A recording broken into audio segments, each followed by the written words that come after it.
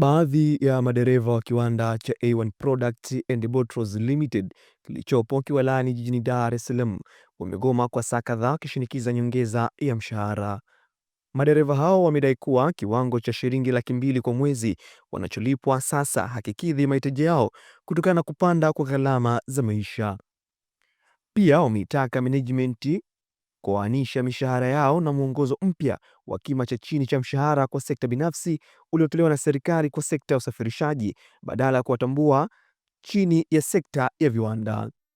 Tukaongea na viongozi tukaambia, sasa mshahara ni 200,000 sawa, lakini hichi ni kiwanda. Kwa nini kuwa na mishahara tofauti? Kuna wasibu, kuna operator, wapo watu wengi.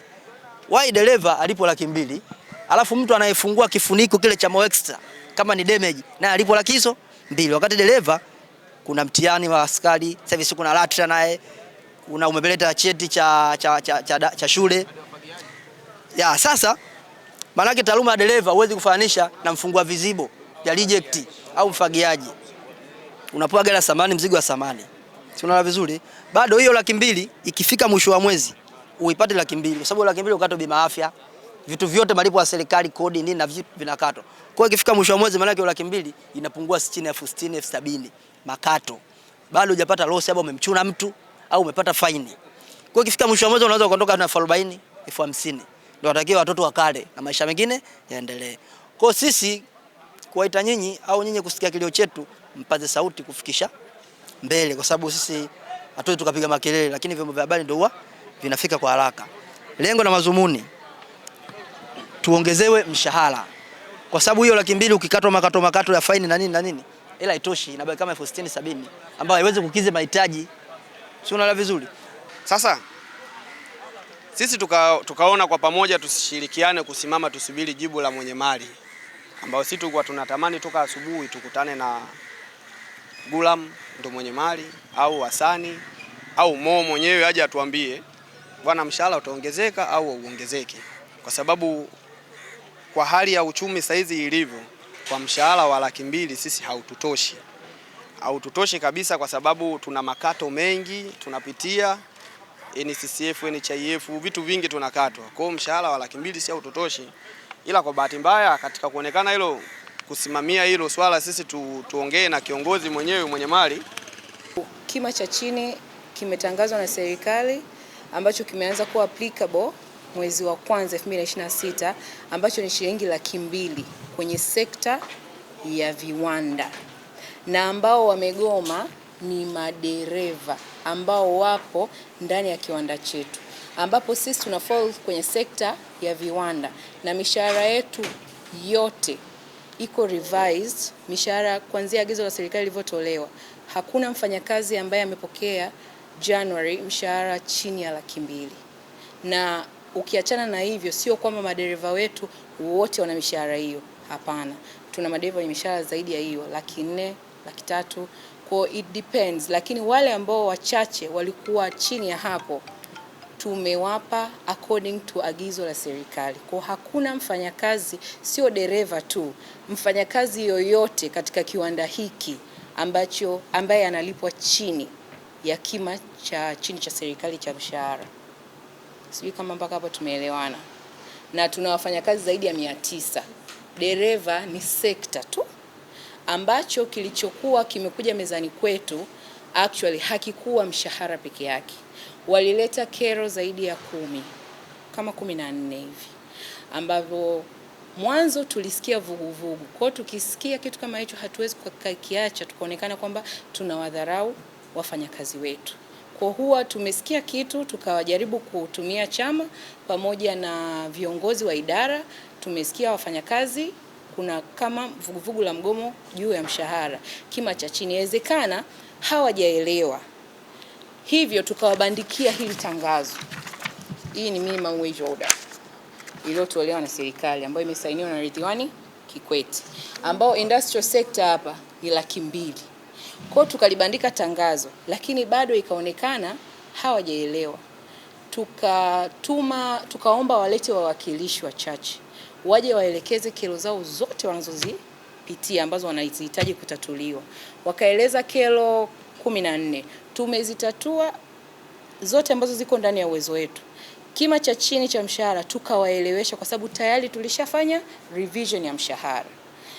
Sasa na jana tulikaa hapa tukawaelewesha tena, kwa sababu kiwanda chetu kina chama cha wafanyakazi, na bahati nzuri tumebahatika tuna mkataba wa hali bora. Maana yake tunaboresha pale ambako sheria imefanya nini? Imeishia. Kwa hiyo kama kima cha chini cha serikali kimesema minimum wage ni 200 industrial sector, sisi tutajaribu kufanya negotiation, kwa sababu wanachokidai sio haki, sio kwamba tumevunja sheria kwamba tunawalipa minimum chini ya kiwango cha serikali, bali wanachodai wanaomba ongezeko kutokana na mabadiliko ya maisha. Tukasema hicho mnachokiomba tunaweza kukirekebisha, lakini tunahitaji nini? Muda, kwa sababu kampuni ina budget na ina procedure ya kufanya ongezeko lolote ambalo litatakiwa kwa mfanyakazi yoyote, ambapo kwa sisi kampuni hii tunafanya ongezeko la mishahara kila mwezi wa 8. Kila mwezi wa 8 lazima mshahara wa mfanyakazi ubadilike, ambapo tuna flat rate na ambao tunaangalia utendaji. Kwa mabadiliko ya mshahara yapo kila mwaka ukizingatia CBA, na pale ambapo agizo la serikali lilitolewa pia tuka revise. Kwa kwenye swala la mshahara tunalipa accordingly, hatulipi kinyume. Lakini pia tupo kwa ajili ya kuhakikisha shughuli za kiwanda zinakwenda sawa sawia. Kama chama tuna nafasi ya kuingia mara moja pale tunapoona kuna mgogoro baina ya mwajiri na mfanyakazi, hasa mwanachama wa Twiko. Kwa hiyo jana tarehe 16 tulifika hapa katika ukumbi huu kupokea mrejesho kutoka kwa management kuhusiana na hili swala la mshahara. Mrejesho huu ulikuwa ni ule ambao wengi tuliutarajia, lakini wao hawakuutarajia, kwamba kima cha chini cha mshahara ambacho kimesainiwa na waziri mwenye dhamana tarehe 23 ya mwezi Septemba mwaka jana, ndugu yangu Ridhiwani Kikwete, ni sekta ya viwanda ilipwe Laki2, na ndiyo ambapo kampuni inalipa. Katika mrejesho ule tulipata maswali ambayo wao kama madereva walipata muda wa kuuliza baadhi ya maswali, kwamba sie tunatoka, kuna kiwanda kingine, wenzetu wengine wanafanya kazi hizi, tukajaribu kutoa elimu ile kama chama. Ukiangalia katika katiba ya chama inaelezea vizuri tu, moja ya kazi nyingine ya chama ni kutoa elimu kwa wanachama wake endapo kunatokea kutoeleweka kwa jambo. Tukawaelewesha kwamba sekta tunayotokea sisi ni sekta ya viwanda, na hatutoki moja kwa moja katika sekta ya usafirishaji kama makampuni mengine ya usafirishaji kama Logistics Company. Tukawapa mifano kama Simba Logistics Company, kuna makampuni mengine Greenrich, Abudi Bus Service, mifano mingi. Wao hawakuonyeshwa na kuridhishwa kwenye hayo matokeo. Kwa hiyo tukasema nini tunafanya kama chama? Tukarudi kwenye meza na mazungumzo na management kwamba tumemaliza kikao, lakini bado tunaonekana tuna jaribio, au wao kama madereva hawaonyeshi kuridhishwa. Tukasema sawa, kwa sababu tuna upande tunaweza tukajadili kuhusiana na ongezeko la mshahara ambao ni upande wa CBA, kwa maana Collective Bargaining Agreement, au kwa Kiswahili cha nyumbani mkataba wa hali bora. Tukasema sisi kama chama tuna nafasi ya kwenda na hoja hii ya ongezeko la mshahara katika kikao halali kitakachopangwa cha kuhusiana na majadiliano ya hali bora. Kwa hiyo tukajaribu kutumia elimu hiyo kuambia tugeeni mapendekezo yenu ili tujue changamoto hii ya mshahara tunaweza tukaiaddress vipi. Uzuri tumeendelea kupokea changamoto kutoka idara nyingine za humu ndani. Wapo wengine wametuambia wanataka kima cha chini kiwe 250, wengine 3, wengine 4, kila idara inasema inavyoona yenyewe.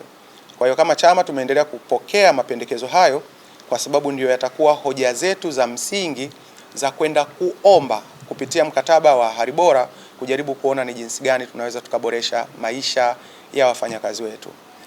Mwanasheria wa kampuni ya Mwananchi Communication Limited, Kamanda Fundikira, amesema mgawanyo wa kima cha chini cha mshahara huzingatia sekta ambayo mwajiri anaendesha. Amesema ikiwa mfanyakazi yupo katika kampuni ya viwanda, basi atalipwa kwa kuzingatia mwongozo wa sekta hiyo bila kujali faini yake.